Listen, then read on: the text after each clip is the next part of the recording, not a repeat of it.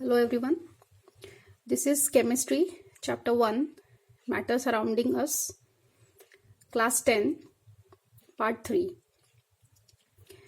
In the previous part, we have seen properties of solids. In this part, we will see what are the different properties of liquids. Again, based on the same three properties of particles of matter, that is, first is interparticle spacing between the particles. Second is interparticle forces of attraction. And third is about the kinetic energy. So let's start with that. First property is, in liquids, particles are somewhat loosely packed. Means, as compared to solids, because the solids are particles in solids are very compactly packed or placed.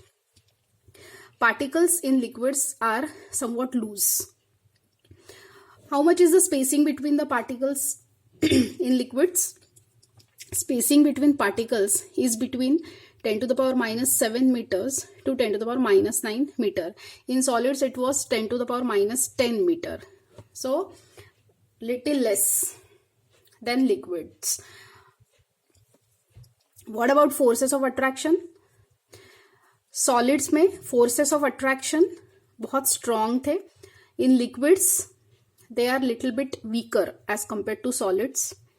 मतलब bonding between two particles ज़्यादा strong नहीं होता है as compared to solids. Third property is, particles of liquid can move from one position to another within a liquid. क्योंकि forces of attraction between particles थोड़े से weak है, इसीलिए particles can move from one position to another position, but that too within a liquid. किस type के movement exhibit करते हैं या शो करते हैं पार्टिकल्स? वो मूवमेंट्स ट्रांजिशनल मोशन हो सकती है, वाइब्रेशनल मोशन या रोटेशनल मोशन. मतलब लिक्विड के अंदर जो पार्टिकल्स होते हैं वो ट्रांजिशनल मोशन, मतलब they can move from one place to another place but within a liquid. एक जगह से दूसरी जगह मूव हो सकते हैं. Vibrational motion means about its mean position, जैसे सॉलिड में होता था वैसे ही वाइब्रेशनल मोशन. रोटेशनल मोशन भी हो सकती है. इसका मतलब as compare to solids, liquid में जो पार्टिकल्स होते हैं उनके पास considerable amount of kinetic energy होती है, जिसके वजह से वो मूवमेंट्स एग्जिबिट करते हैं. ओके, अब ये तीन बेसिक प्रॉपर्टीज थी हमारी. अब उनके ऊपर से हम लोग लिक्विड की प्रॉपर्टीज देखते हैं. First property is shape. So liquids do not have definite shape. Liquids का कोई डेफिनेट शेप नहीं होता है. क्यों नहीं होता है? क्योंकि स्पेसिंग जो होती है बिटवीन द पार्टिकल्स वो सॉलिड्स के कंपैरिजन में थोड़ी सी ज्यादा होती है. तो क्योंकि स्पेसिंग ज्यादा है तो फोर्सेस ऑफ अट्रैक्शन के बारे में क्या बोल सकते हैं? फोर्सेस ऑफ अट्रैक्शन थोड़े से वीक होते हैं. तो वीक होने के वजह से फोर्सेस, काइनेटिक एनर्जी जो होती है पार्टिकल्स के पास,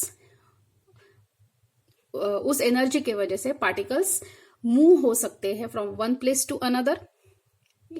इसका मतलब ये है जो बॉन्डिंग है पार्टिकल्स के बीच में वो थोड़ी सी वीक है, और इसीलिए लिक्विड्स अपना डेफिनेट शेप उनका नहीं होता है लिक्विड्स का. So liquids do not have definite shape.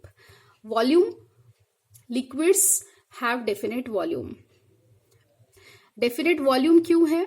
क्योंकि फोर्सेस ऑफ अट्रैक्शन जो होते हैं बिटवीन द पार्टिकल्स वो भले ही वीक है एज कंपेयर टू सॉलिड्स, लेकिन इतने भी वीक नहीं है कि लिक्विड का जो वॉल्यूम होता है वो छोड़ के बाहर निकल जाए. जो भी मूवमेंट्स होती है क्योंकि वो लिक्विड के अंदर ही होती है पार्टिकल्स की, इसीलिए वो अपना उनका फिक्स्ड वॉल्यूम होता है. जो शेप के बारे में हमने बोला है कि they do not have definite shape. जैसे हमने 10 ml वाटर लिया है एक टेस्ट ट्यूब में, तो वो वाटर जो है वो टेस्ट ट्यूब का शेप ले लेता है. वही 10 ml वाटर जब हम लोग पोर करते हैं इनटू अ बीकर, तो वही वाटर बीकर का शेप ले लेता है। इसी का मतलब ये है कि लिक्विड्स का अपना कोई डेफिनेट शेप नहीं होता है, they take the shape of a container in which they are placed. रही बात वॉल्यूम की, 10 ml वाटर जो है वो 10 ml ही होता है, चाहे आप उसे टेस्ट ट्यूब के अंदर रखिए या बीकर के अंदर रखिए। So they have definite volume. Density, हमने सॉलिड्स में देखा था कि सॉलिड्स में डेंसिटी बहुत हाई होती है, लिक्विड्स में सॉलिड्स के कंपैरिजन में डेंसिटी कम होती है, लेकिन गैसेस के कंपैरिजन में डेंसिटी लिक्विड्स की ज्यादा होती है। एक डायग्राम के थ्रू हम लोग समझ सकते हैं ये।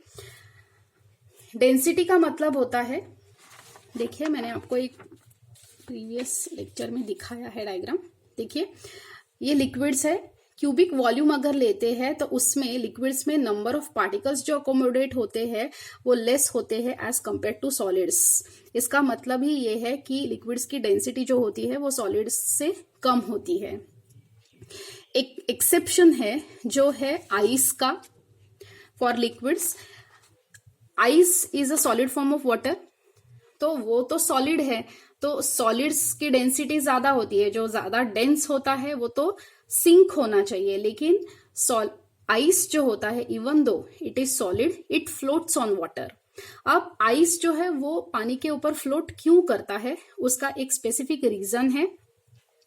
जब वाटर के फॉर्म में होता है, मतलब लिक्विड फॉर्म में जब होता है मतलब वाटर जब होता है, तब ये जो पार्टिकल्स दिखाई दे रहे हैं ये वाटर के पार्टिकल्स है जो रैंडम मूवमेंट एग्जिबिट करते हैं। जब वो सॉलिडिफाई होता है, जब वाटर सॉलिडिफाई होता है मतलब उसका आइस बनता है, तो जो पार्टिकल्स है वो खुद को अलाइन कर लेते हैं इन अ केज लाइक स्ट्रक्चर। देखिए अब देख सकते हैं एक हेक्सागोनल शेप में सारे के सारे पार्टिकल्स अलाइन हो चुके हैं। तो ये जो हेक्सागोनल केजेस आपको दिखाई दे रहे हैं उनके अंदर जो स्पेसेस है वो वॉइड स्पेसेस है, मतलब एम्प्टी स्पेसेस है, जिसकी वजह से डेंसिटी जो है वो रिड्यूस हो जाती है। What is the formula for density? Density क्या है? Density is mass upon volume. अब देखिए उतने ही नंबर ऑफ पार्टिकल्स, अब इतने ये जो पार्टिकल्स है उतने ही पार्टिकल्स अगर यहाँ पे हम लोग जब आइस फॉर्म में है तब ड्रॉ करने की अगर कोशिश करेंगे तो what will happen, because of this cage structure ये ज्यादा वॉल्यूम ऑक्यूपाई करेगा। और हम लोग यहाँ पे रिलेशनशिप देख सकते हैं, density is inversely proportional to volume. तो अगर वॉल्यूम जो है, क्योंकि इनवर्स प्रोपोर्शन है, वॉल्यूम अगर इंक्रीज होगा मतलब इतने नंबर ऑफ पार्टिकल्स हम लोग यहाँ पे ड्रॉ करने की कोशिश करेंगे तो वॉल्यूम विल इंक्रीज, और क्योंकि इनवर्स प्रोपोर्शन है between volume and density, volume increase होगा तो डेंसिटी ऑटोमेटिकली रिड्यूस हो जाती है। और ऐसा मटेरियल जिसकी डेंसिटी कम होती है वो हमेशा फ्लोट होता है, इसीलिए आइस फ्लोट्स ऑन वाटर। ये क्वेश्चन बहुत बार एग्जामिनेशन में पूछा जाता है, why ice floats on water. तो simple reason is because of its cage like structure, its volume increases and as volume increases density decreases and less denser substance और matter always floats, that is why ice floats on water. So this is the exact reason. Next property है compressibility. Compressibility मतलब pressure exert करने के बाद क्या वो shrink होता है? तो नहीं होता है। और लिक्विड्स जो होते हैं वो ऑलमोस्ट इनकॉम्प्रेसिबल होते हैं। ऐसा क्यों? क्योंकि जो स्पेसिंग होता है वो सॉलिड से ठीक है ज्यादा है, लेकिन इतना भी स्पेसिंग ज्यादा नहीं होता है कि आप पार्टिकल्स को कॉम्प्रेस करेंगे तो वो और पास आके वो पर्टिकुलर जो लिक्विड है वो श्रिंक हो जाएगा या कम हो जाएगा, ऐसा नहीं होता है। इसीलिए लिक्विड्स जो होते हैं वो ऑलमोस्ट इनकॉम्प्रेसिबल होते हैं। वाटर को हम लोग प्रेस करके, प्रेशर डाल के अगर रिड्यूस करने की कोशिश करेंगे तो उसका वॉल्यूम जो होता है वो ऑलमोस्ट सेम ही रहता है, वो ना कम ना ज्यादा होता है। तो लिक्विड्स जो होते हैं वो ऑलमोस्ट इनकॉम्प्रेसिबल होते हैं इन नेचर। रिजिडिटी मतलब with tendency to retain its shape, तो लेस रिजिड होते हैं क्योंकि उनका कोई डेफिनेट शेप ही नहीं है, इसका मतलब रिजिडिटी भी नहीं शो करते हैं। What about fluidity? Fluidity means tendency to flow. तो हमें पता है लिक्विड्स जो होते हैं वो फ्लो होते हैं, इसीलिए उनको फ्लूइड्स भी बोलते हैं। लिक्विड्स और गैसेस जो होते हैं वो फ्लो होते हैं, इसीलिए उनको फ्लूइड्स भी बोलते हैं। तो लिक्विड्स जो होते हैं दे हैव फ्लूइडिटी।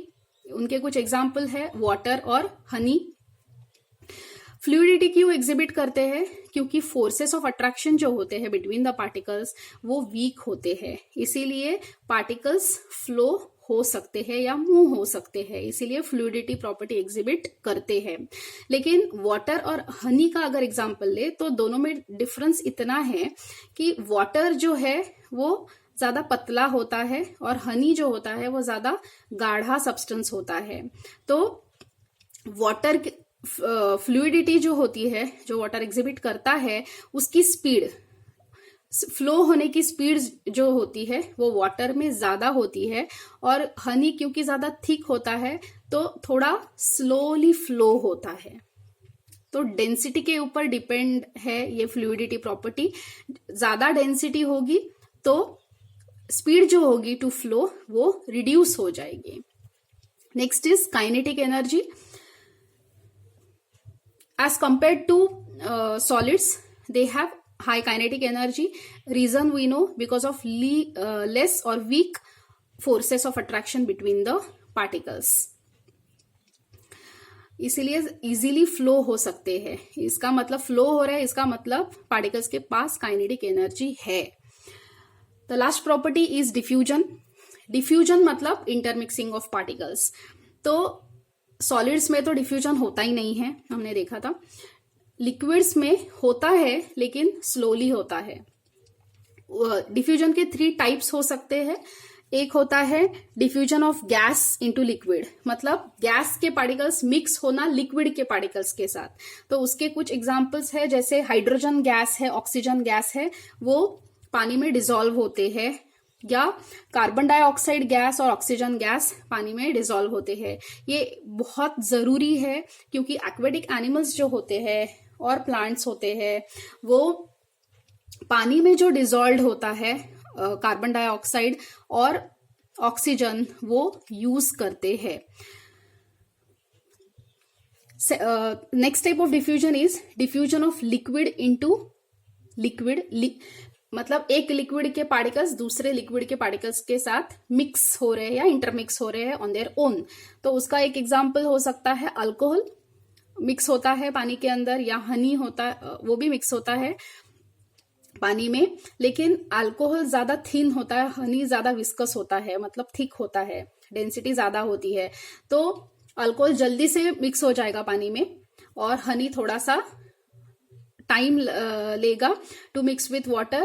क्यों? क्योंकि हनी में जो पार्टिकल्स होते हैं उनमें फोर्सेस ऑफ अट्रैक्शन थोड़े से ज्यादा स्ट्रॉन्ग रहेंगे as compare to particles of alcohol. वैसे ही diffusion of solids into liquid, जैसे सॉल्ट है, sugar, then copper sulphate crystals होते हैं। हम लोग जब पानी में डालते हैं और उसको मिक्स करते हैं तो ये जो पार्टिकल्स होते हैं सॉलिड के वो इजीली मिक्स हो जाते हैं, वो कंप्लीटली सोल्यूबल होते हैं इन वाटर। एक होमोजेनियस सॉल्यूशन बनता है। क्यों बनता है? क्योंकि सॉल्ट के जो पार्टिकल्स होते हैं वो वाटर के पार्टिकल्स के बीच में जाके सेटल हो जाते हैं या सेट हो जाते हैं या फिक्स हो जाते हैं। So these are the 3 types of diffusion: diffusion of gas into liquid, diffusion of liquid into liquid, diffusion of solids into liquid. तो ये थी कुछ लिक्विड की प्रॉपर्टीज। अगले पार्ट में हम लोग प्रॉपर्टीज ऑफ गैस देखेंगे। Thank you.